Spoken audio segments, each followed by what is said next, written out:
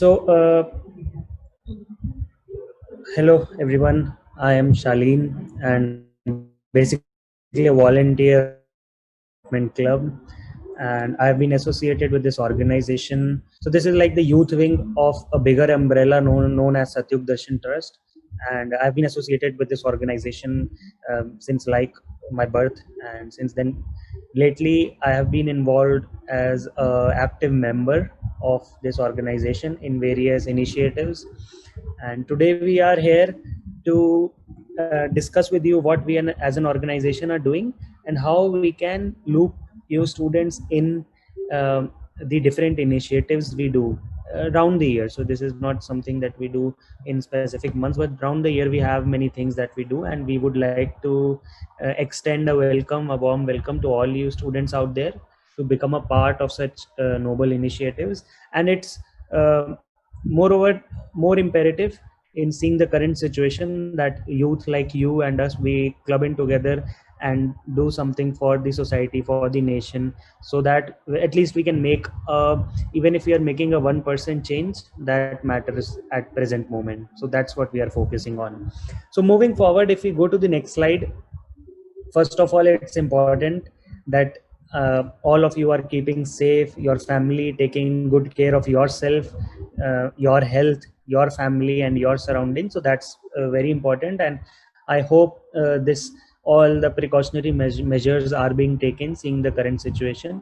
Yes, we all are in this together, but yes, we need to deal with the new normal, whatever it is, and soon I think we would be able to sail through these times also. Like it's these days, like anyone we meet, so we say that this we shall sail through this as well. So this is just a phase of lives, and we are confident enough that this would pass away, and with whatever is happening, there is a learning for us to take and to become more strong and move forward. And similarly, we will also move forward to the next slide. And yeah, so I will reiterate that we are part of Satyug Darshan Trust. So Satyug Darshan Trust is a 70-year-old charitable organization that originated in undivided Pakistan, and since then this trust has been working day and night towards alleviating. So the objective is to alleviate physical, mental, and spiritual sufferings of humanity. And with this only, I would echo the topic of the session, that is holistic development. So holistic development also comprises of these three dimensions only: the physical part, the mental part, and the spiritual part. And in these three dimensions, Satyug Darshan Trust has been actively working. And Humanity Development Club, as you can see, that's the youth wing, child of Satyug Darshan Trust, you can say. And this lovely set of people that you see, uh, these are all volunteers. So we all are like working. Some of us are working, some of us are students, and organization become an active volunteer. But it's more of that you need to have that sense and that motivation that you want to do something for the society and give back to the society. So that's where we are extending this opportunity to all of you. And you can see there's a variety of people who are today to discuss about various aspects that we do, and also how to focus on holistic development. So we would be looking at holistic development as a subject with various lenses. So we start with like the professional lens, then we move forward to how a researcher find it important that holistic development has helped him in his career. Then we hear from a doctor who highlights various aspects of healthcare and how she has been motivated towards the goal of holistic development.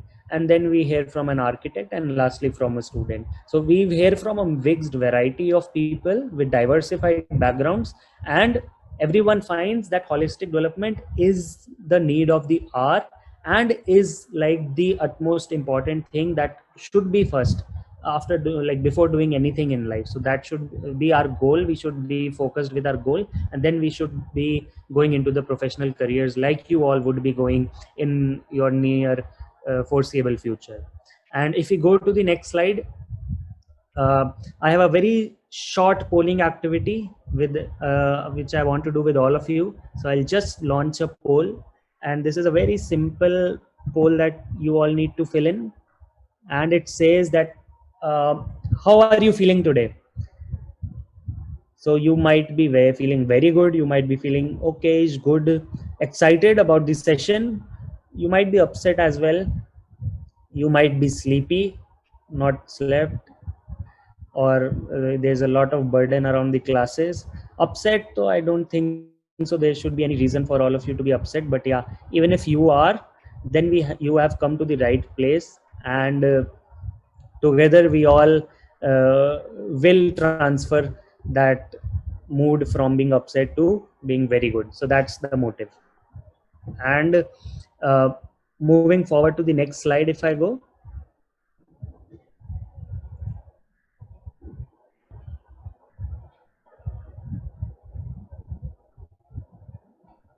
the next slide.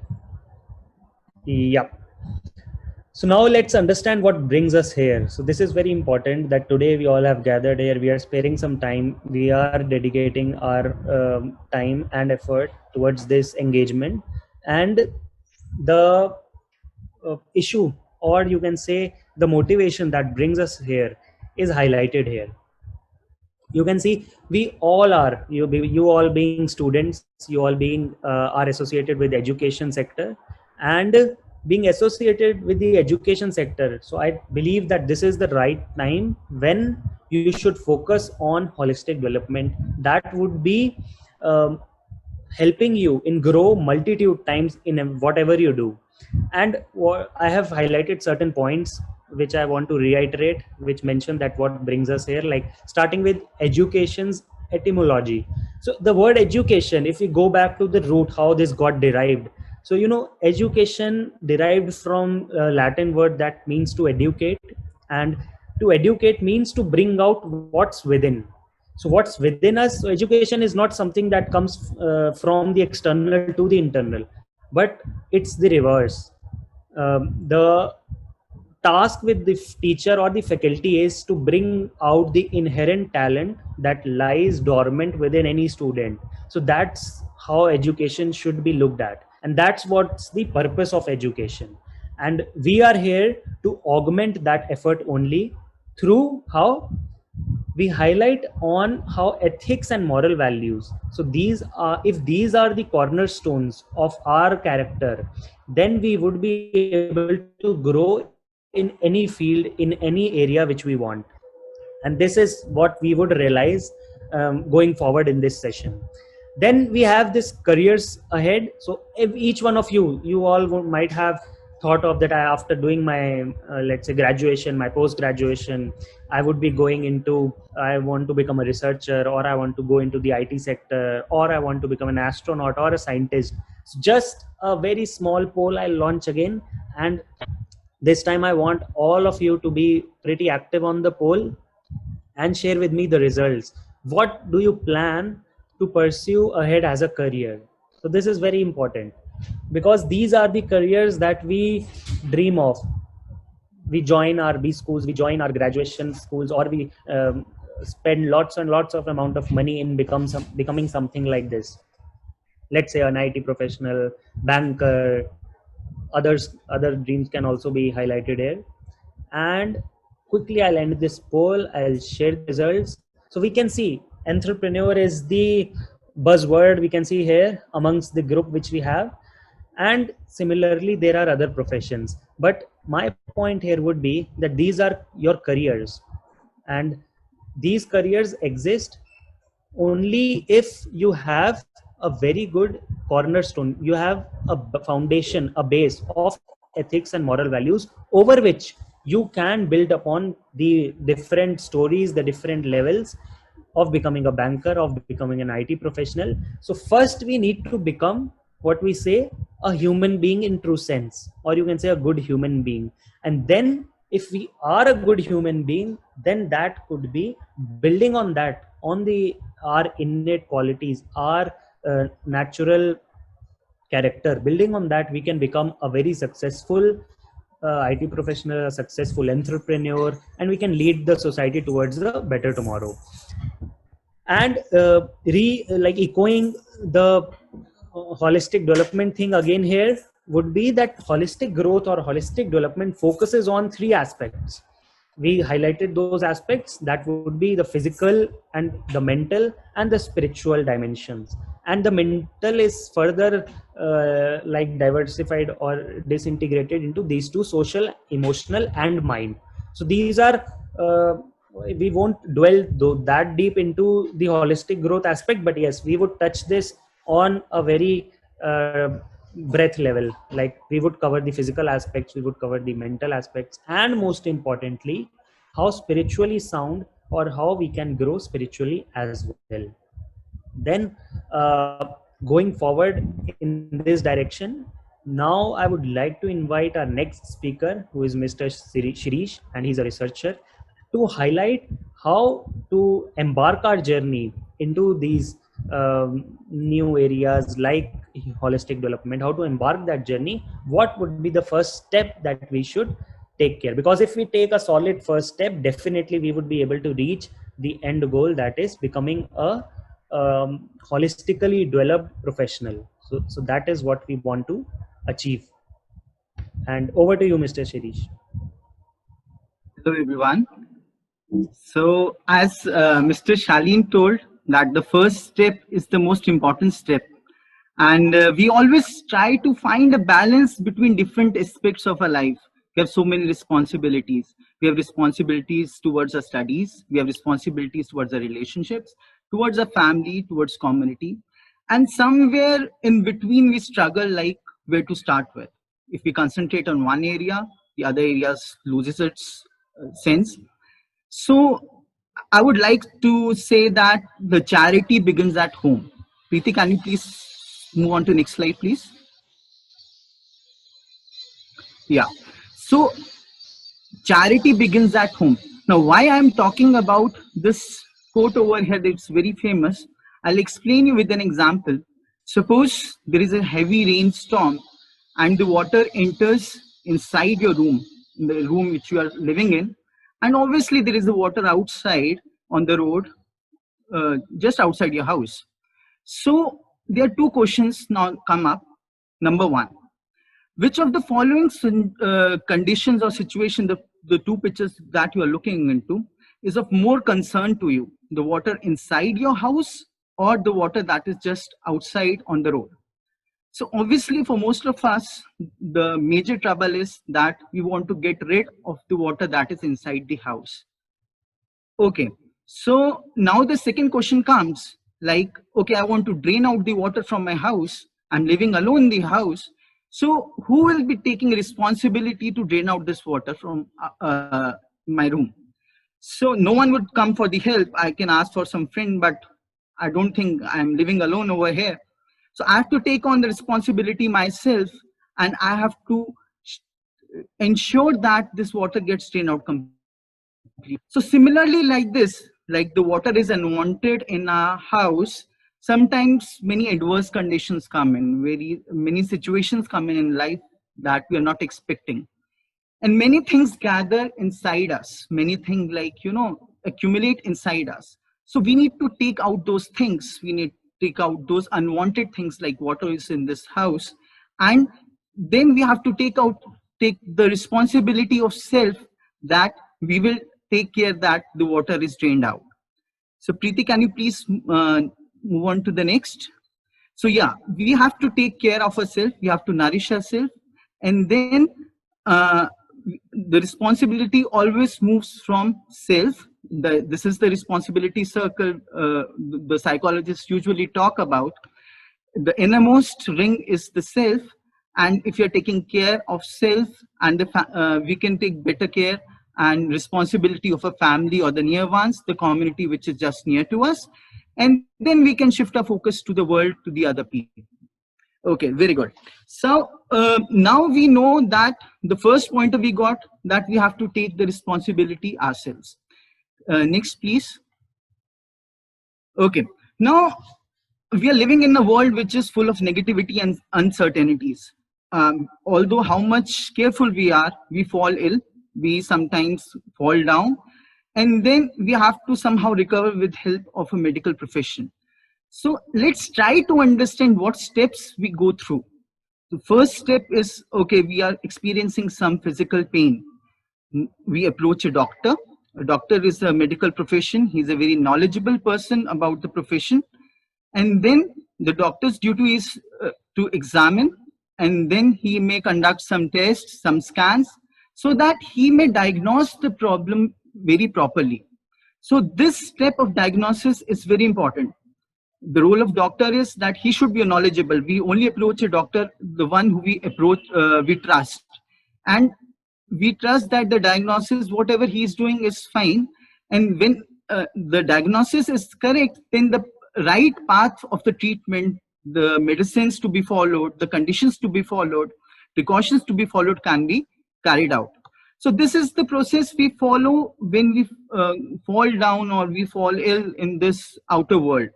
So if we try to map the same structure to our inner world, if we try to map that, if these steps can be followed for our inner world, can they actually be done? Let's see it. Can you please go on to next? Okay. So now the lower picture shows that, okay, we have some painful things. We are not internally satisfied. We're not happy. So we have to approach someone who has the knowledge of me, who has knowledge of me, who's suffering over here. So the best person to take responsibility is the person himself, because I know my thoughts, I know my history, I know how I've been treated, what experience I've got. So the first pointer that we took, we have to take responsibility of self. That comes over here, that, okay, I'll take care, I'll take the charge, that I have to be sure about it, that my internal peace is maintained.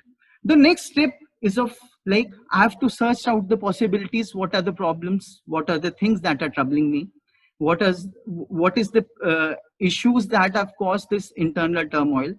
And then if I have the proper tools, like if I see through the lens, if I see what are the things that are going on inside my head, if I introspect myself, I have to use some certain things to get out of it. There is the last step is the treatment. So we have to be very careful. We should know how to get out of it. So we will be talking about these two steps, like diagnosis, like we have to introspect ourselves, and then what things we can use to better ourselves, to attain an internal balance back again. So I would like, please move on next. Okay, yeah. So whenever we talk about getting into something, we should know how the things are getting from the roots. So if we get into a structure, like how my behavior is developed, what is my nature. So the first thing that comes into our mind are the thoughts. Now these thoughts can be both positive or negative. They can be of any nature. And when these thoughts go on in our mind, there are millions of thoughts in a day. They go on in our mind, then they turn into the actions. Again, the actions, they can be positive or negative, depending how we drive these thoughts. It is very important how we drive these thoughts. I'm emphasizing on the word drive over here, because the positive thoughts can be converted into negative if it is driven wrongly, and the negative thoughts can be driven positive actions if they are driven correctly.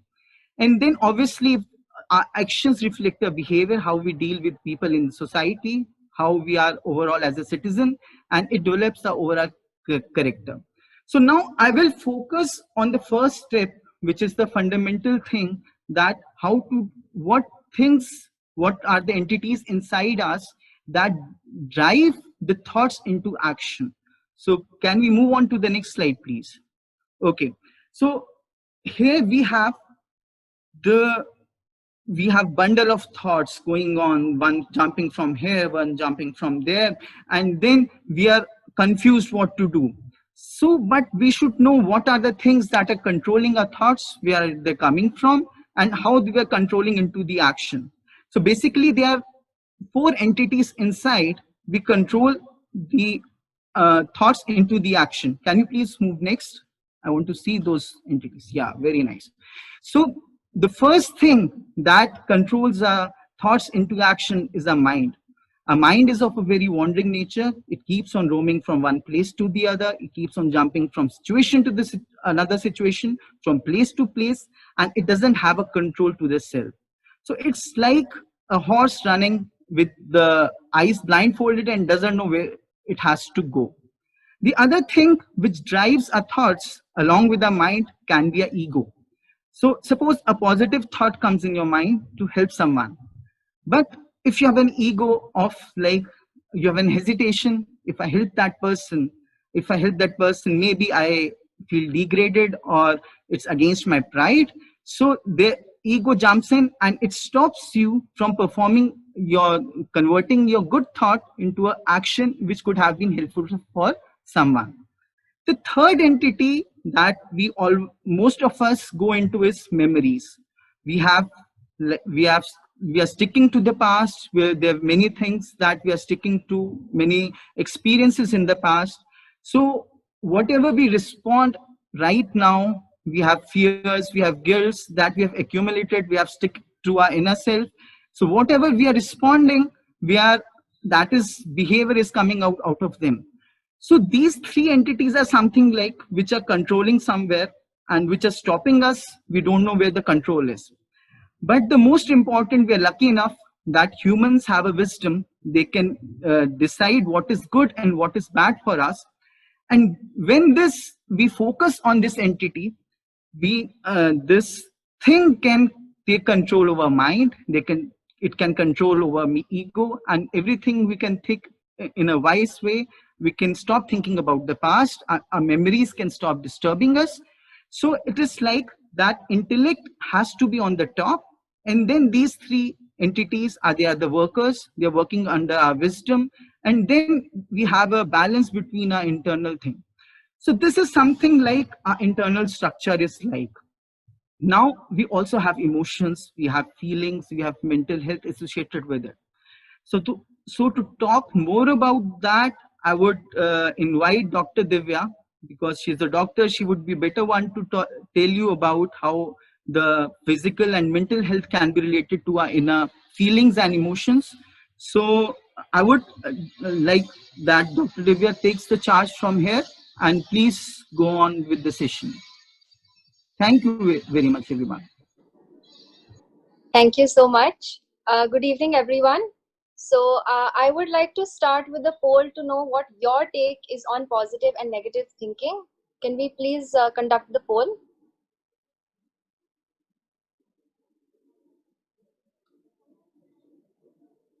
When you fail to perform as per your expectations, how often do you think of giving it another try?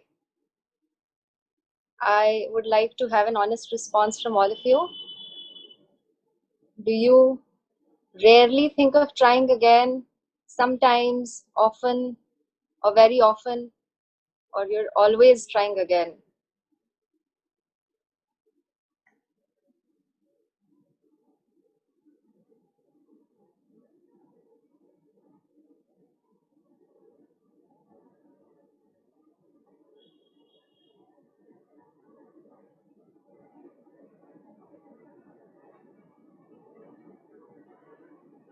Okay, great.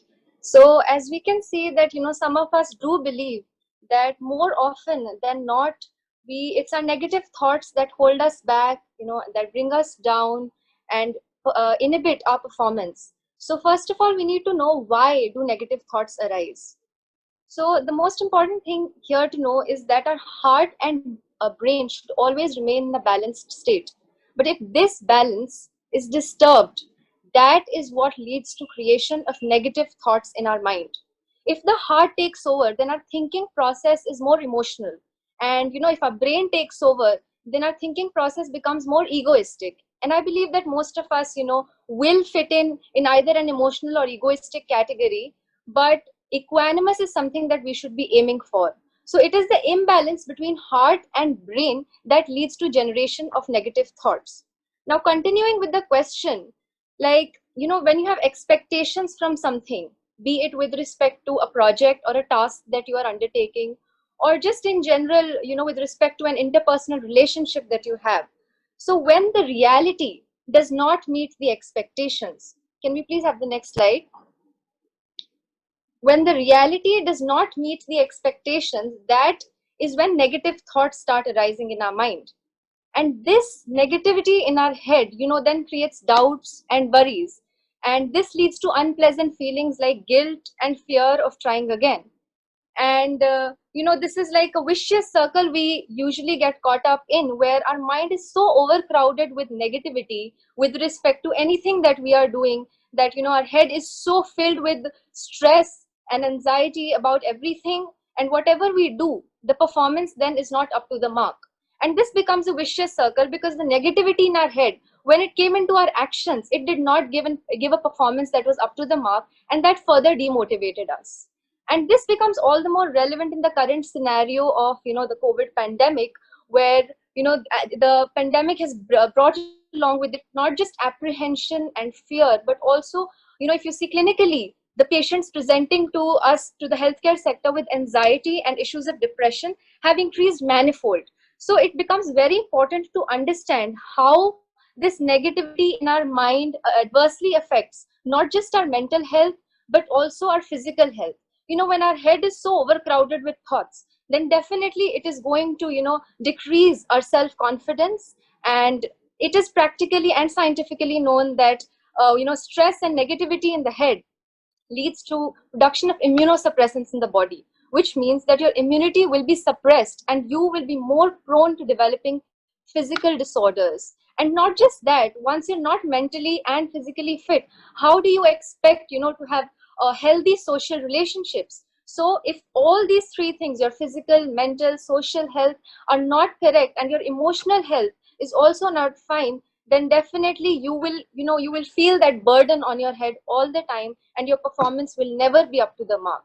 So now we have to understand now, just like in a game, the players plan their game according to their opponent's weaknesses. So similarly, we have to sit down with ourselves and try to identify our own weaknesses. We have to do a thorough thought analysis to see what kind of negativity is clouding our minds, because we have to accept the fact that yes, there is negativity that clouds our minds more often than not. So we have to be honest in identifying our weaknesses, and trying to ensure that we convert it into positivity, as has been already explained.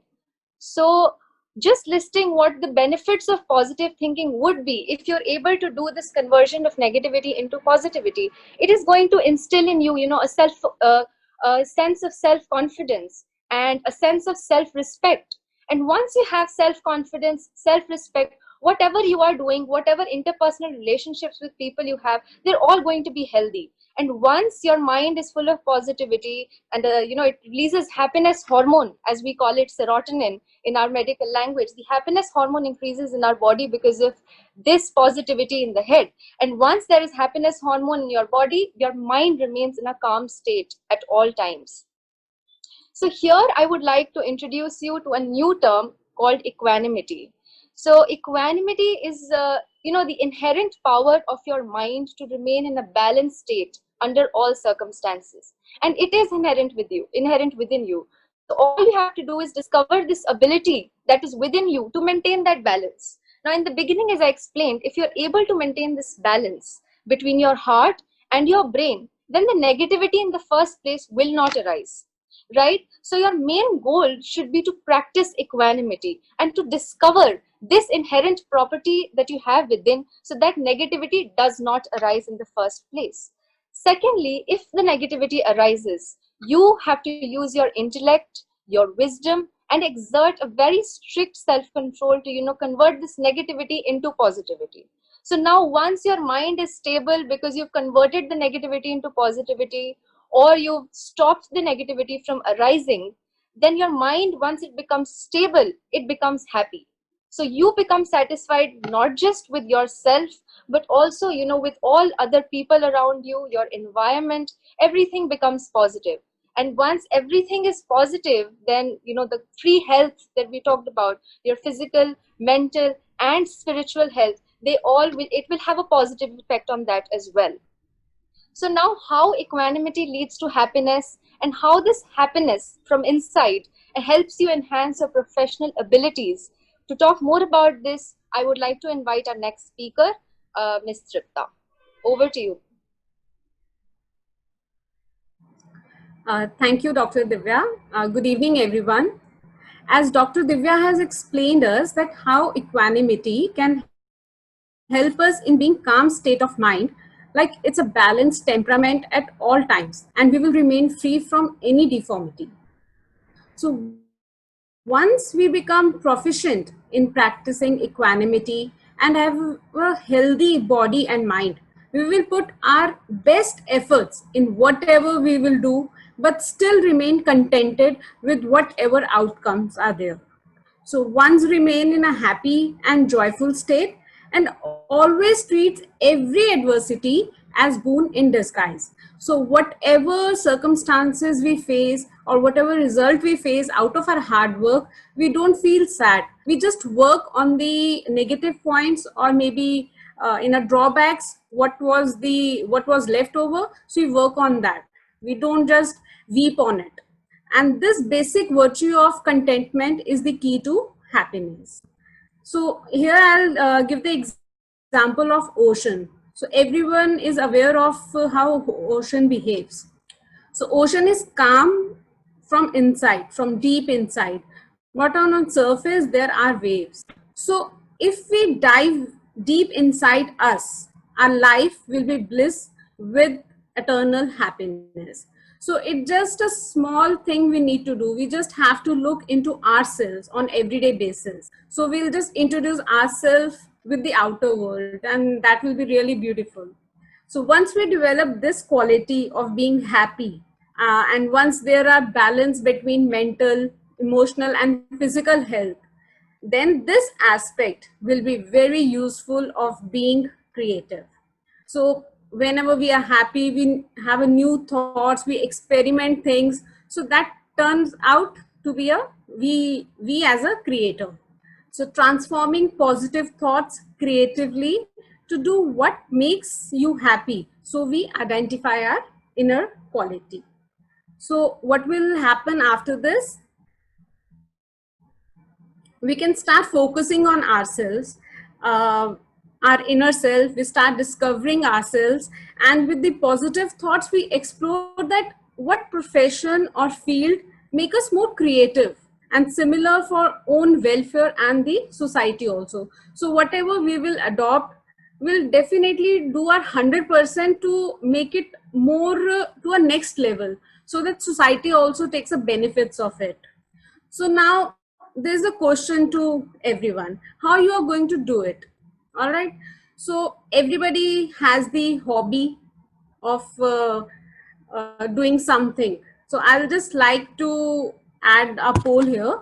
So how often you give time to your hobby or to the things you love, maybe like music, dancing, gardening, anything.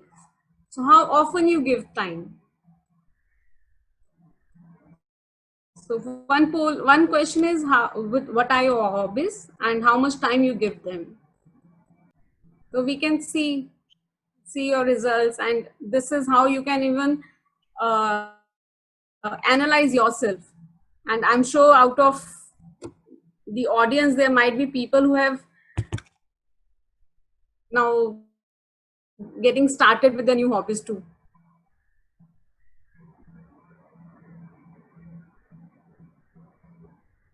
So see, these are the results, and I'm sure from today you will definitely work on that more. So how we can find what our interests are? So we can count our accomplishment, we can talk to ourselves, give time to yourself. We can begin a favorite activity, maybe it's a music or a gardening or any kind of writing. So this is how we can talk to ourselves. So now as being a student, you must analyze yourself, and this is the right time to see what making you happy and act as a healing element in your life with love and care.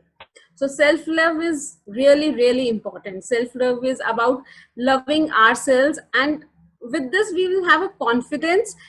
With the confidence we can enlighten ourselves with the energy that resides within us by nature.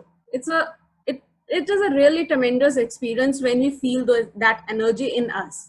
So what happens, the continuous flow of energy that analyze our passion, the energy flows within us, and it's in the purest way.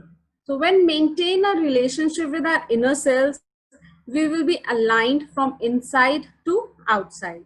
Also, we will not hamper with any bad circumstances or any obstacles that comes our way. So dedicatedly we need to give time to ourselves. So once we have connected deeply and discovered our natural hidden talent, we will thrilled and at times surprised to know that really this talent was in me, and we will just jump up with joy, and we will happy, and we'll start loving our work, and we'll start discovering in our inner strength. So whatever we will do, we'll do our best, and we will feel satisfied. So here's an example, like everybody is a genius. So nature has given a unique quality to each and every one of us. So, but if we judge a fish by its ability to climb a tree, its whole life will believing that it's just impossible. A fish is specialized to swim superbly underwater. So that the basic character or the main nature or main specialization is the fish which nature has given it to.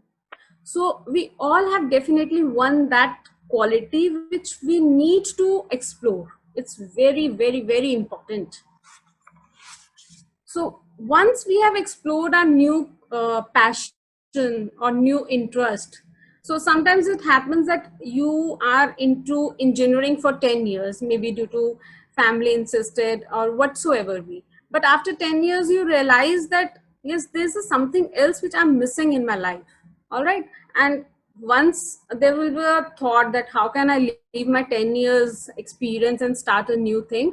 So that will hamper you first. But we always need a courage, internal courage, to make big decisions. So we have MS Dhoni. He is the live example in front of us, being a youth. So due to family circumstances, he joined Indian Railway as a ticket collector, correct? So everybody we know. And in spite of having a good and secure government job, and initially when he jumped into cricket, he was not even successful. He failed a lot, but he struggled a lot for it because he was dedicated. He had great dedication, and he has made a mark in the field of Indian cricket team. So what happens when we switch to whatever we love? A leadership quality also comes up. So what is the main aspect of a leader is that it think on a big picture. See, and it decide, make a plan for his team, what is beneficial for the team.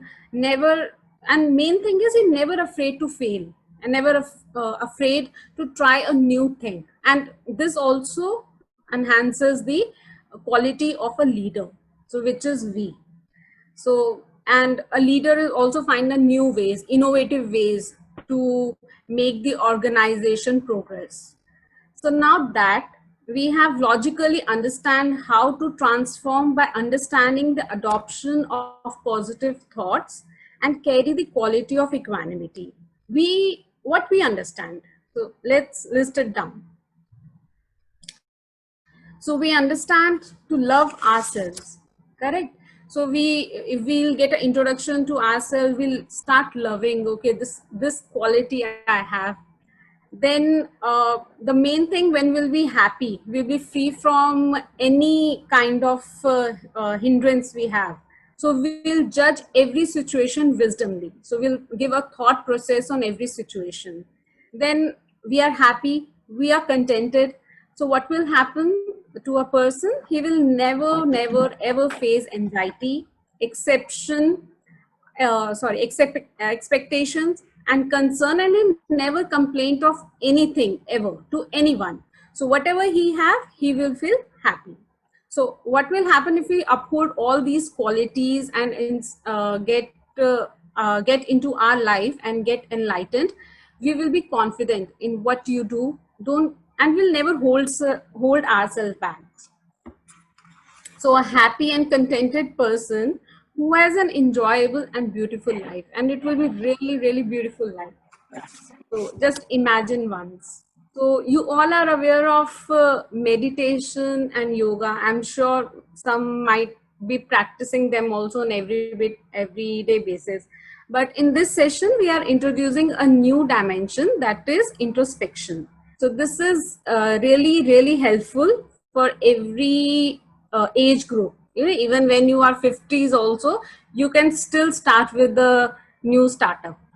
So these are the three different parts towards the same goal of knowing yourself better. But if we augment self introspection on everyday basis, you will get the result in multifold better, and you will live again, I'm saying, blissful life. So this is the only word when we understand ourselves. So to practice self awareness and introspection, uh, it is not a time consuming thing. You just need to give 5 minutes to yourself per day. So per day, 5 minutes taking out for yourself, it's not a big deal. So even when you go to sleep, of course, immediately we don't get close our eyes and go to sleep. So what we need to do, we need to just close our eyes once and see, create a scene what all things we did whole day. Okay, see what all positive things we did. Of course, that will make you happy before going to sleep. Then see, uh, have you ever given a reaction to someone by which he got hurt? So even lie to someone out of fear. If any of these negative thoughts are there, and they are, the answer is yes, so next day, it's very simple, just make a to-do list. Okay. So then evening when you come home, just analyze yourself, see what negative things you have cut off from the list. So that will sort out your problems, the confusions or the negative impacts of your behavior. So if any so with this, now let us be together, march towards first for self introspection. And now I'll hand it over to our next speaker, Ms. Deepthi. Thank you so much. Thank you, Ms. Tripta, for telling us why it is important to introspect ourselves. So now you know it is important to introspect, whether your thoughts are positive and pure, or are you letting yourself drown in this ocean of negativity. It totally depends upon us. So we have a platform for you to introspect, and that is International Humanity Olympiad. Since 6 years, this is the 6th year that we have been running this Olympiad. It is a self-introspection platform where we can assess our own level of morality and ethics. The questionnaire has been designed in such a way that it motivates an individual for developing a holistic personality by upholding a humane character and behavior. So here I would like to highlight a few key features of the same. First of all, the Olympiad is online. You can give it from your home. It's totally free. And most importantly, it is open for all. Whether you are a teacher, a student, or any IT professional, you can give this Olympiad. There is no age bar. Also, I would like to tell the steps like how we have to attend the Olympiad. So we have to go on this website. This is www.humanityolympiad.org. This is the website. After that, click on Attempt Olympiad, and then a form will be open, and you have to fill your details like your school code, your name, your phone number, and so on. So I would like to mention a few. The school code that you have to enter is JAL326, and in the referral field, you have to enter Jalandhar. After filling all the details, you have to select your language and obviously read the instructions carefully. Click on Start, and a 15 minutes timer will be there. You have to answer 25 multiple choice questions. After giving the answers, you have to click on Submit and download your certificate. So the certificate, on the certificate, you will be able to see your humanity quotient. So humanity quotient is basically the ability, like you will be able to know how much you know about the moral values about the ethics. The last date to appear for this Olympiad is 31st August, and the most exciting thing is like the top 500 meritorious students, they will be awarded e-gift cards or e-gadgets worth rupees 1 lakh. So I appeal all of you to participate in this very unique Olympiad and also spread the word of humanity. You can also reach us out at the following social media channels. We are on Facebook, we are on Twitter, we are on Instagram. So I guess we are at the end of the session. Thank you all of you for joining us. The most important thing that I would like to share with you all that we have a post-session quiz. The link is there in the chat box. So you have to participate in that, and the quiz will, the responses will be, we will be collecting the responses for next 20 minutes. So go for it. All the best. And also the winner of the post-session quiz will be getting an Amazon voucher. So thank you all for joining us here. The meeting will be ending in next 5 to 10 minutes. If you have any query, you can ask us. And just to conclude, I would like to thank the organizers and the people,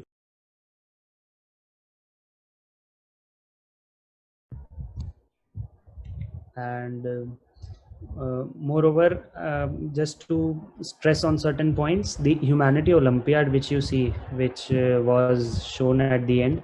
So till date, like more than around 50 lakh individuals have attempted this Olympiad, e-Olympiad basically.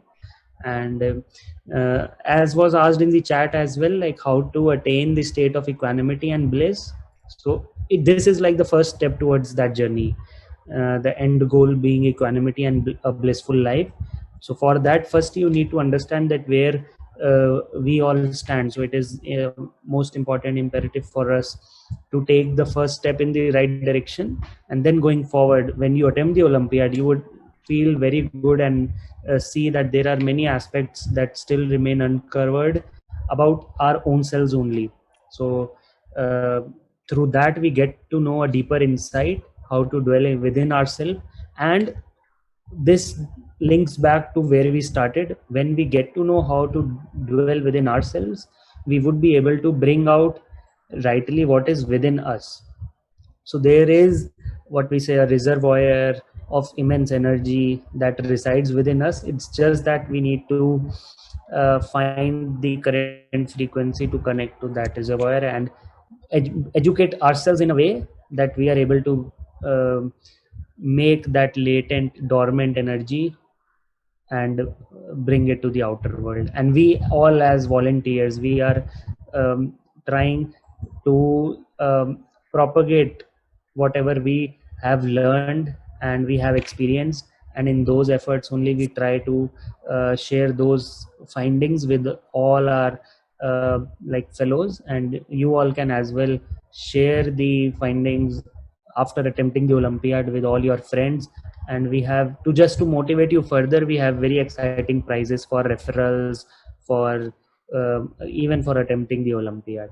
So closing the session, if any one of the speaker wants to say something, or we are good to go.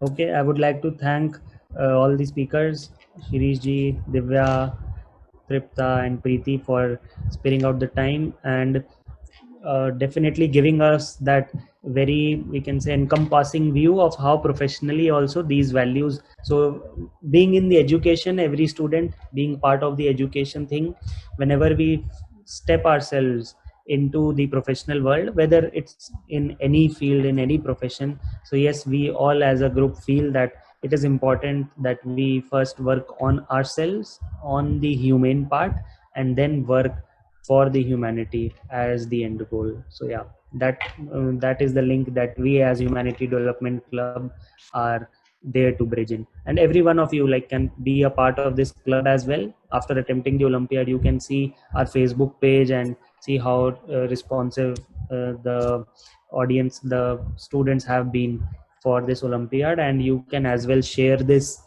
message, this noble initiative within your circle to contribute further. Yeah, thanks a lot, and hope to see you all participating in this endeavor and working towards, we all together, we all have this motive where we say that we work for humanity, we live for humanity, and even if we die for humanity. Yeah, so thanks a lot.